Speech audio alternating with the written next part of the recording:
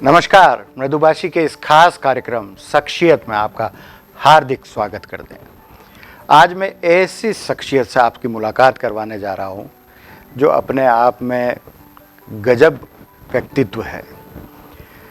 7 साल की उम्र में अपने दोनों हाथ एक एक्सीडेंट में, एक हादसे में खो देने के बाद भी किसी पर निर्भर नहीं रहे, आत्मनिर्भर रहे। यही नहीं, उन्होंने 7 साल की उम्र से लेकर आज तक finance, motivational speaker, steel plant और कई ऐसे काम किए हैं, रेडीमेड गारमेंट, ऐसे कई बड़े व्यवसाय उन्होंने संभाले हैं और आज बखूबी रूप से अपने व्यवसाय को भी चला रहे हैं, अपने घर को भी चला रहे हैं, साथ ही लोगों को भी प्रोत्साहित करते नज़र आते हैं।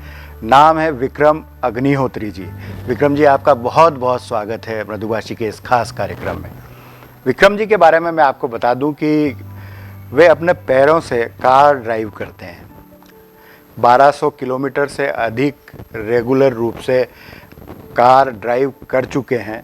और एक ख़ास बात और है कि विक्रम जी दिव्यांग होने के बावजूद देश में एक ऐसा कार्य उन्होंने किया कि पहले लाइसेंसधारी दिव्यांग के रूप में वे जाने जाते हैं और उनके ही प्रयासों से आज जितने भी विकलांग हैं उन्हें लाइसेंस प्राप्त हो रहा है।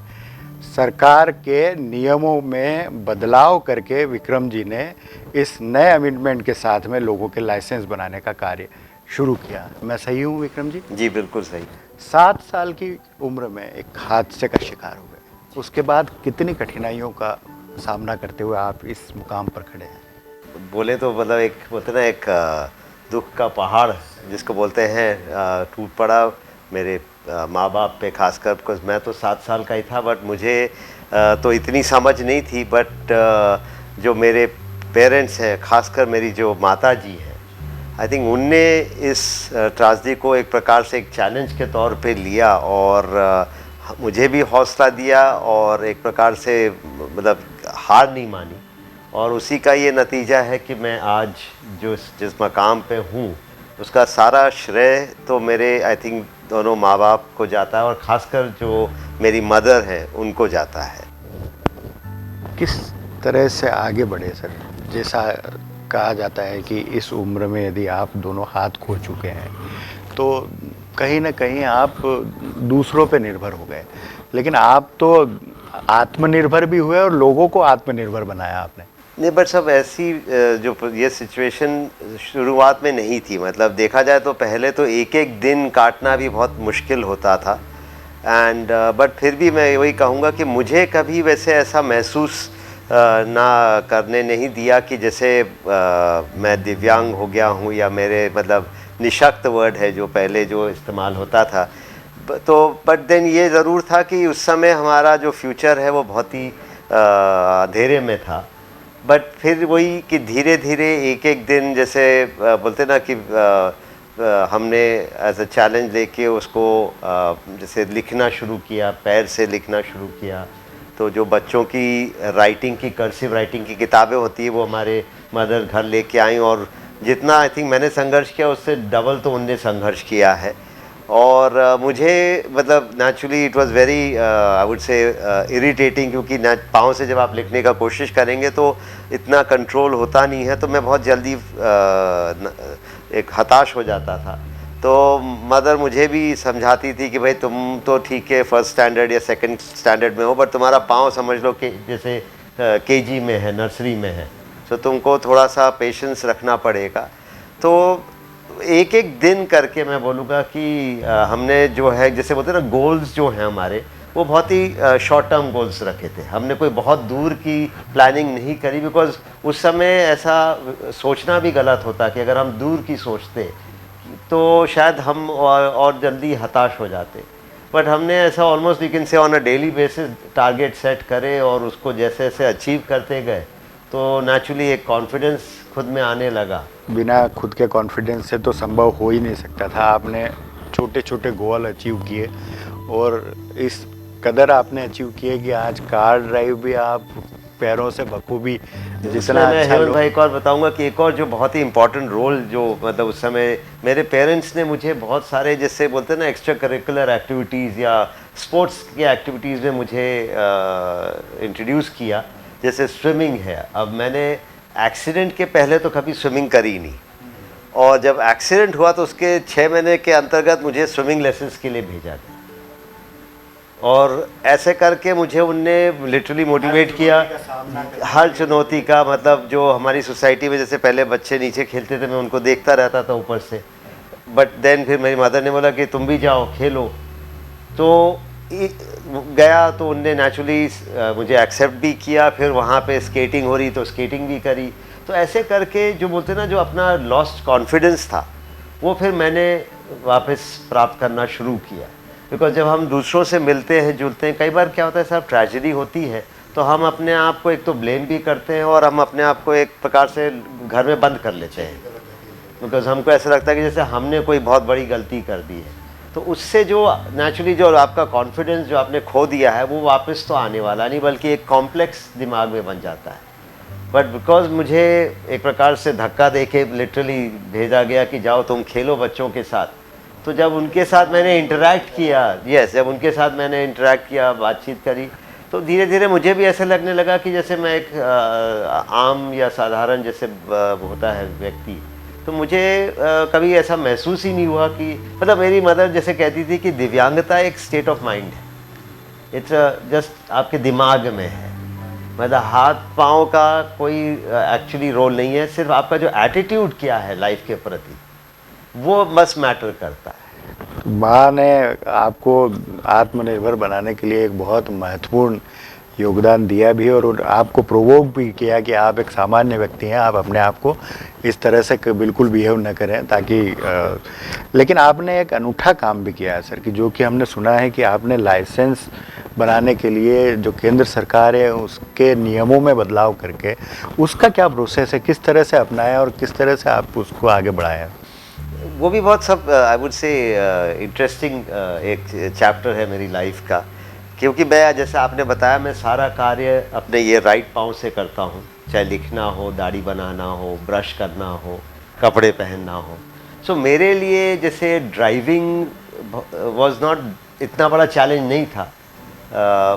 Only thing I needed was कि मुझे एक ऑटोमेटिक कार जो होती है जिसमें क्लच नहीं होता है उसकी आवश्यकता थी, और क्योंकि क्लच नहीं होता है तो आपका एक पाँव फ्री हो जाता है, तो दैट पाँव जो फ्री हो गया वो मेरे लिए स्टीयरिंग का काम करता है, मैं स्टीयरिंग उससे ग्रिप कर लेता हूँ, पकड़ लेता हूँ।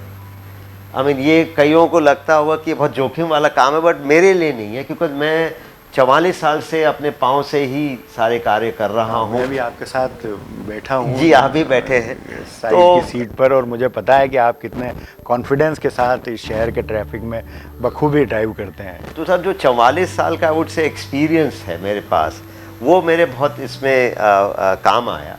और नेचुरली जो सबसे बड़ा चैलेंज था वाज नॉट ड्राइविंग बट मतलब learning to drive, but licence प्राप्त करना, बिकॉज तब तक कोई भी दिव्यांग व्यक्ति को पैर से चलाते हुए तो बिल्कुल ही लाइसेंस नहीं मिला, और दुर्भाग्यपूर्ण बात यह है कि जिनके एक हाथ नहीं होते उनको भी लाइसेंसेस नहीं दिए जा रहे थे। बिल्कुल, मैं एक प्रत्यक्षदर्शी भी हूँ, जब आप आरटीओ गए थे और जो प्रॉब्लम्स आई थी तो मुझे पता है, और हम लोगों ने खबरों में भी उसे स्थान दिया था। जी, बट और सबसे बड़ा जो चैलेंज था मेरा वो लोगों की जो मानसिकता है उसको जो बदलना, बिकॉज हम क्या करते हैं, हम व्यक्ति को देख के फिर डिसाइड कर लेते हैं कि कौन किस लायक है या नालायक है।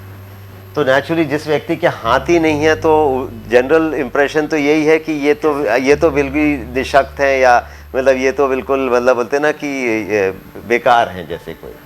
तो वो जो एक सोच कहें या लोगों की धारणा है उसको चेंज करना, या उसको वो एक्चुअली सबसे बड़ा चैलेंज। कितने सालों में नियमों में बदलाव हुआ और कब लाइसेंस मिला आपको, कितने प्रयासों के बाद? मुझे लगभग 15 महीने लगे। जो संशोधन जो मोटर व्हीकल एक्ट में उसको आने में नेचुरली सबसे ज़्यादा उसी में टाइम लगा, बिकॉज फाइनली बात जहाँ अटक रही थी वो यही थी कि जो अपना वो मोटर व्हीकल एक्ट है उसके प्रावधान में कुछ ऐसी प्रॉब्लम आ रही थी। तो फिर जब क्योंकि ड्राइविंग मेरी तो इतनी आई वुड से परफेक्ट थी कि उसके आधार पे मुझे रिजेक्ट करना तो संभव नहीं था। और जो हमारा अधिनियम है उसमें कहीं पे भी ये भेदभाव किया नहीं है कि आप पैर से नहीं चला सकते या आपको दोनों हाथ होना ज़रूरी है, ये हमारे अधिनियम में कहीं लिखा नहीं है। उसमें सिर्फ ड्राइविंग टेस्ट को एक आधार बनाया है।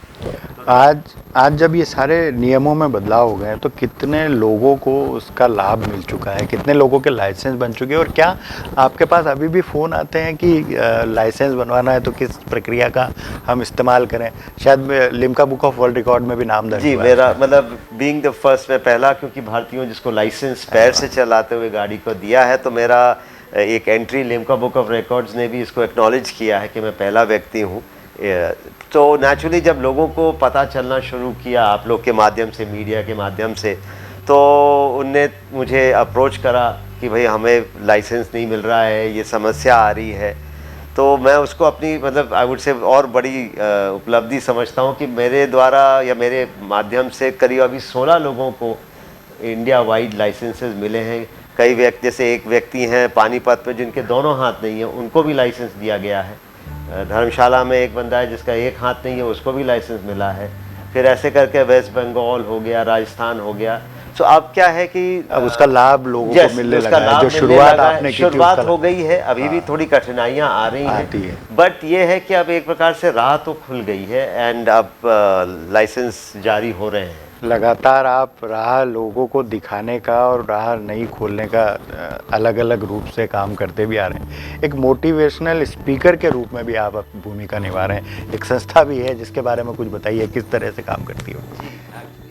मेरी एक एनजीओ है जिसका नाम है वाइटल स्पार्क वेलफेयर सोसाइटी, और उसका मेन जो ऑब्जेक्टिव इज़ प्योर मोटिवेशन। मतलब हम मेरे उदाहरण से मतलब हम लोगों को जो बोलते हैं ना रूबरू कराना चाहते हैं कि भाई वो भी जो है कुछ भी अचीव कर सकते हैं। उनमें भी मतलब जो बोलते हैं ना क्षमता या जो टैलेंट है वो मतलब उनको हम मोटिवेट करते हैं कि वो अपने इन चीज़ों को और उभारें, उनको मतलब उसको और एक्सप्लॉइट करें। सो बेसिकली हमने एक ब्रांड क्रिएट किया है विच इज़ विल, WIL, जिसका फुल फॉर्म है विनर्स इन लाइफ। बिकॉज हमारा यही मानना है कि भाई जो सबसे बड़ा एक गेम प्रतियोगिता जो भी कहें वो है जीवन। तो अगर आप अगर आप जीवन से अगर आप सक्सेसफुली आप उसको हराते हैं या yes, you are actually a true winner. So हम लोग जैसे स्कूल्स हैं, कॉलेजेस हैं, कॉर्पोरेट्स हैं, यहाँ पे ये मोटिवेशनल इवेंट्स करते हैं।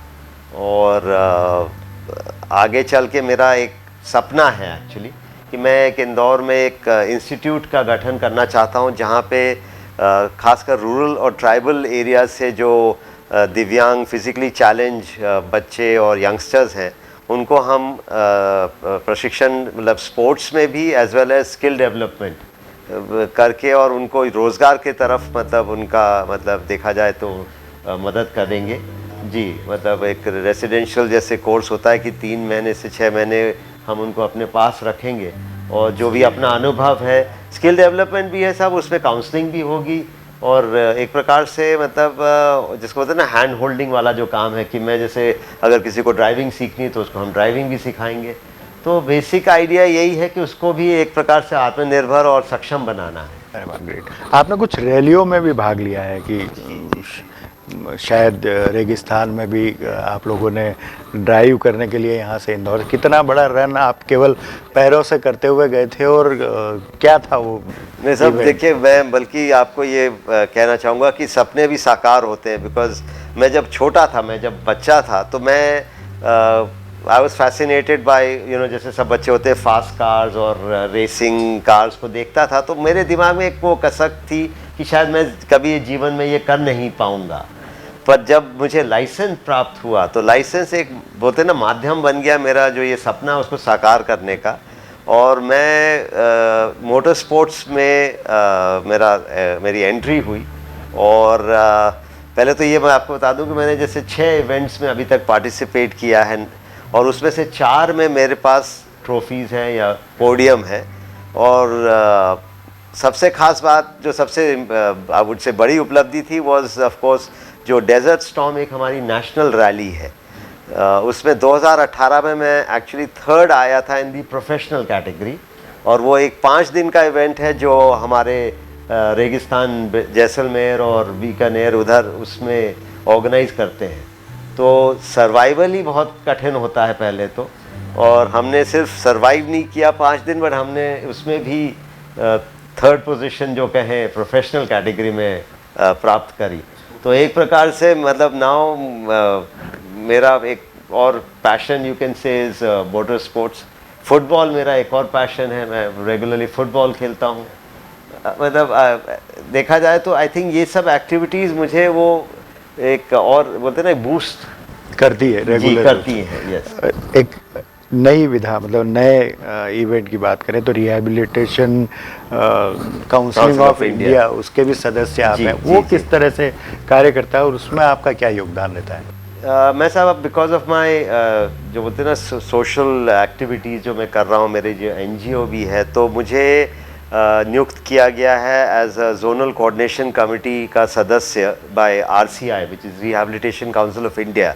और RCI का जो बेसिक कार्य क्षेत्र है वो जो स्पेशल टीचर्स जो स्पेशल स्कूल में पढ़ाते हैं उनका करिकुलम डिसाइड करना, उनके time to time examinations hold करना, और एक प्रकार से उनको अपडेट करते रहना विद लेटेस्ट जो भी टीचिंग के टेक्निक्स हैं स्पेशल चिल्ड्रन के लिए। और आपने जैसे शायद आप जानते ही होंगे कि अब इंक्लूसिव एजुकेशन पे अब बहुत एक फोकस है, तो उसके चलते जो है हर स्कूल में हर कॉलेज में नाउ रिजर्वेशन है फॉर दिव्यांग, तो वहाँ पे स्पेशल टीचर्स का भी होना अनिवार्य है। तो एक प्रकार से RCI का रोल जो है इज़ इन ट्रेनिंग दीज जो ये स्पेशल टीचर्स को ट्रेन करना, और as a time to time उनके एजुकेशन एग्ज़ाम्स को होल्ड करना और सर्टिफिकेशन का काम है। तो नई टीम को नई राह दिखाने का कार्य आप लगातार कर रहे हैं, प्रयास कर रहे हैं। प्रयास आपका कामयाब हो रहा है और आगे भी आप निरंतर कामयाब होते रहेंगे। धन्यवाद विक्रम जी, आपने मृदुभाषी के इस खास कार्यक्रम में समय दिया। विक्रम जी अपने कार्यशैली से ये बताते हैं कि अपने जीवन से कभी हारने की आवश्यकता नहीं, चाहे कितनी भी कठिन परिस्थितियां हो लोगों को मोटिवेट कीजिए, चाहे कितनी भी गंभीर समस्या हो लोगों को आगे बढ़ाइए, चाहे कितनी भी अलग परिस्थितियों में आप जी रहे हैं लोगों को आत्मनिर्भर बनाइए। तो ये थे विक्रम अग्निहोत्री जी जो एक शख्सियत के रूप में हमारे साथ में थे। अगले किसी कार्यक्रम में हम फिर आपके साथ रूबरू होंगे, तब तक के लिए इजाज़त दीजिए। नमस्कार।